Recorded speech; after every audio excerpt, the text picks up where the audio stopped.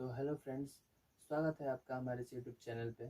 इसके पहले वीडियो में हम लोगों ने समझा था कि रॉयल्टी क्या होता है, फीचर ऑफ रॉयल्टी क्या होता है, अधिकार शुल्क की विशेषताएं क्या होती है। तो अभी हम लोग समझेंगे टाइप ऑफ रॉयल्टी, अधिकार शुल्क के प्रकार। इसके बाद हम लोग समझेंगे रेंट और रॉयल्टी में अंतर क्या होता है, differences between rent and royalty. ठीक है। पहला नंबर पे है खनन संबंधी अधिकार शुल्क, माइनिंग रॉयल्टी। माइनिंग रॉयल्टी किसे कहते हैं? इसमें क्या होता है कि जो बड़े बड़े खानों के जो मालिक होते हैं, जो बड़े बड़े खानों यानी कि कोयला के खदानों के जो मालिक होते हैं, वो खुद तो कोयला नहीं निकालते हैं, वो तो खुद कोयला निकालेंगे नहीं। उनके पास जो है वैसी फैसिलिटी नहीं होगा, मशीनें नहीं होंगी, बहुत कुछ नहीं होगा। तो वो क्या करते हैं कि किसी कंपनी ठेकेदार को या फिर प्रोडक्शन एक्सपर्ट को लीज पर देते हैं कि आप जो है 10 साल 20 साल के लिए जो है आप जमीन को ले लीजिए। या फिर प्रोडक्शन वाले जिनको पता चलता है कि यहाँ पे कोयला है या फिर कुछ भी है, जिनके पास खदान है, उनसे खुद आके जो है लीज पे बात करके लीज पे ले लेते हैं। ठीक है। इसमें यही कॉपीराइट रॉयल्टी, यानी कि इसमें क्या होता है कि जो राइटर होते हैं वो अपने पुस्तक छापने का अधिकार जो है किसी प्रकाशक को दे देते हैं, जिनके पास, क्योंकि जो पुस्तक लिखते हैं उनके पास भी ऐसा संभव नहीं ना है कि उनके पास जो है प्रिंटिंग मशीन हो, स्टाफ हो, हर चीज के लिए अवेलेबल हो, तो नहीं होते हैं। तो वो क्या करते हैं, किसी प्रकाशक को दे देते हैं। उसे उससे जो उस पे उस उनसे बोलते हैं कि भाई आप जो है इसको जो है छापिए, जो प्रिंट कीजिए, इसको सेल कीजिए, उस पर जो रॉयल्टी होगा वो हमें दीजिए। ठीक है। पेटेंट संबंधी अधिकार शुल्क, पेटेंट रॉयल्टी। पेटेंट एक इंटेंजिबल एसेट्स होता है, वैसी संपत्ति जिसे हम देख नहीं सकते हैं उसे इंटेंजिबल संपत्ति कहते हैं, इंटेंजिबल एसेट्स कहते हैं। ठीक है। इसमें क्या होता है कि जब हमारे पास कोई विशेष ज्ञान होती है, विशेष नॉलेज होती है एक, यानी कि स्पेशल नॉलेज। ठीक है। तो इसको हम जो है गवर्नमेंट से परमिशन लेके रजिस्टर्ड करा लेते हैं, गवर्नमेंट से परमिशन लेके इसको हम रजिस्टर्ड करा लेते हैं, ताकि जो है हमारा नॉलेज कोई दूसरा कोई इस्तेमाल ना कर ले। इसके बाद जो कारखाने के प्रोड्यूसर होते हैं उनसे जो है बात करके अपना नॉलेज शेयर करते हैं, और उनसे बातचीत करके नॉलेज शेयर करने के बदले जो भी रकम मिलता है उसे जो है हम पेटेंट रॉयल्टी कहते हैं। ये जो तीनों टाइप ऑफ रॉयल्टी होता है, ज़्यादातर क्वेश्चन इसी में से पूछे जाते हैं। ये बहुत ही इंपॉर्टेंट होते हैं। इसके बाद होता है ईंट बनाने के संबंध में अधिकार शुल्क, ब्रिक्स मेकिंग रॉयल्टी। ये इससे बहुत ही कम क्वेश्चन पूछा जाता है, लेकिन ईंट बनाने के संबंध में अधिकार शुल्क, ब्रिक्स मेकिंग रॉयल्टी। ठीक है। इसमें क्या होता है कि जो ईंट बनाने वाली कंपनी होती है उसको मिट्टी या फील्ड लीज पर दे दिया जाता है, रॉयल्टी के रूप में, रॉयल्टी के रूप में दे दिया जाता है। और वहां से जितने भी ईंटें बनती है, इसके बेस पे या फिर प्रति घन फुट मिट्टी के बेस पे रॉयल्टी, जो भी रॉयल्टी मिलती है उसे जो है ब्रिक्स मेकिंग रॉयल्टी कहा जाता है। 5वें नंबर पे है तेल के कुओं से संबंधित अधिकार शुल्क, ऑयल वेल रॉयल्टी। जैसे तेल के कुएं होते हैं, तो जब उनको किसी कंपनी को दिया जाता है जो रिफाइनिंग, पैकेजिंग और सेल्स करते हैं, उसके बदले में जो रॉयल्टी मिलती है उसे ऑयल वेल रॉयल्टी कहते हैं। ठीक है। इसके बाद जो है 6ठे नंबर पे जो है उत्पादन या बिक्री पर अधिकार शुल्क। ठीक है। रॉयल्टी ऑन प्रोडक्शन और सेल, वही बात होती है कि अगर किसी चीज का जो है प्रोडक्शन, जितना भी प्रोडक्शन करेंगे, उत्पादन या बिक्री पर अधिकार शुल्क, कि जितना ज़्यादा आप प्रोडक्शन करिएगा, जितना ज़्यादा आप सेल करिएगा, उसी हिसाब से जो है रॉयल्टी लिया जाता है। ठीक है। तो अब हम लोग समझते हैं रेंट और रॉयल्टी में अंतर क्या होता है, difference between rent and royalty. ठीक है। इसको जो है 6 स्टेप बाय स्टेप समझते हैं। 6 स्टेप में बहुत ही आसानी तरीके से समझ में आ जाएगी आपको। पहला नंबर है अर्थ। अर्थ यानी कि अधिकार शुल्क जो है टेंजिबल एसेट्स और इनटेंजिबल एसेट्स, यानी कि मूर्त संपत्ति और अमूर्त संपत्ति, दोनों पे जो है रॉयल्टी मिलता है, दोनों पे जो है रॉयल्टी देना होता है। जैसे कि मान लीजिए कि किसी राइटर का बुक है, उसका हम अगर सेल करेंगे तो उसका जो है हमको रॉयल्टी देना होगा। ठीक है।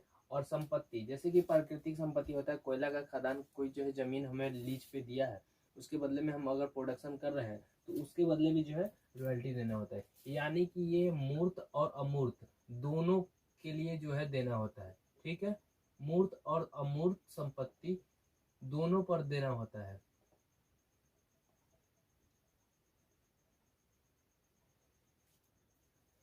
किराए में क्या होता है कि ये सिर्फ जो है मूर्त संपत्ति पर जो है किराया देना होता है।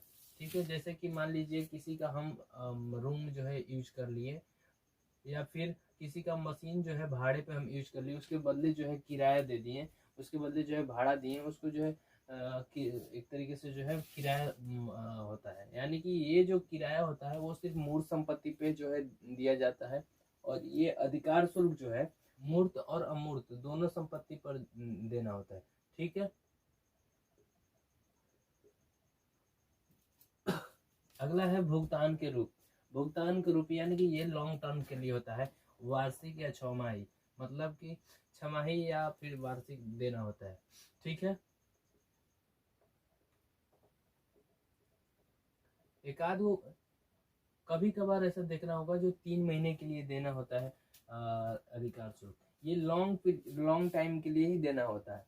और किराया जो होता है हमेशा जो है मासिक, मतलब ज्यादातर जो है हर महीने ले लिया जाता है या फिर दे दिया जाता है। और छमाही भी होता है, होने के लिए तो वार्षिक भी होता है, लेकिन ज्यादातर जो है छमाही और मासिक होता है। ठीक है, तीसरा नंबर है धनराशि। अधिकार शुल्क की धनराशि जो है उत्पादन के आधार पर जो है निकाली जाती है, उत्पादन के आधार पर। ठीक है, जितना आप प्रोडक्शन कीजिएगा, जितना आप सेल कीजिएगा, उत्पादन या बिक्री के आधार पर। ठीक है, उत्पादन या बिक्री के आधार पर रॉयल्टी का जो है धनराशि निकाला जाता है। वहीं अगर किराए की बात करें तो इसका धनराशि जो है महीने के आधार पर निकाला जाता है। ठीक है, महीने के आधार पर, या फिर कह सकते हैं समय के आधार पर, समय के आधार पर। ठीक है,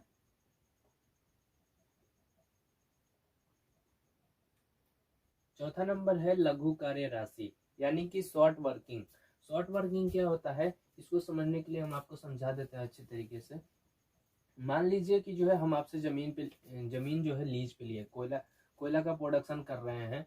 आप मिनिमम रेंट तय कर दिए हैं कि 5,000 जो है हर साल हम आपसे लेंगे। अगर इससे ज़्यादा प्रोडक्शन कीजिएगा 5,000 से ज़्यादा का, तो हम तो उतना रॉयल्टी लेंगे ही, लेकिन अगर आप इनकेस किसी साल कम प्रोडक्शन करते हैं तो 5,000 से कम नहीं लेंगे। आप इसके बदले जो है आप प्रोडक्शन करिए या फिर ना करिए, आप उस जमीन को यूज कीजिए या फिर ना कीजिए।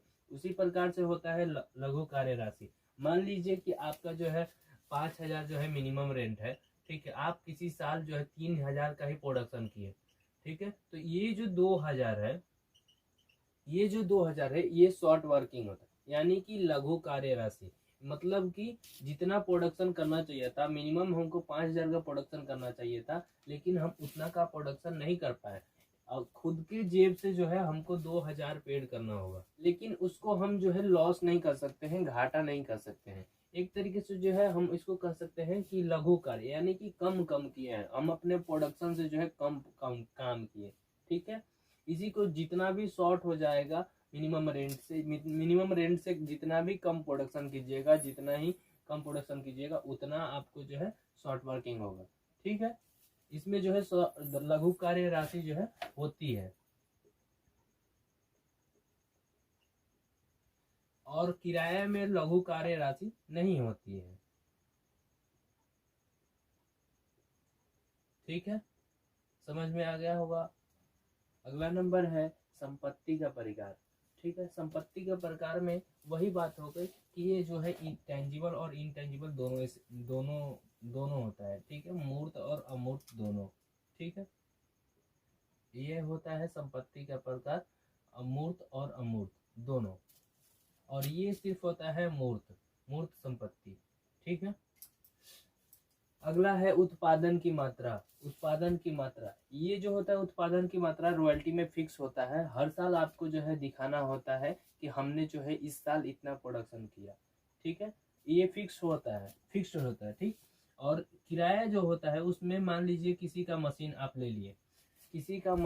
ले लिए, तो आपको ये नहीं बताना होता है कि हम कितना प्रोडक्शन किए इस साल, आपको सिर्फ उसको जो है रेंट देना होता है। ठीक है, समझ गए आप लोग?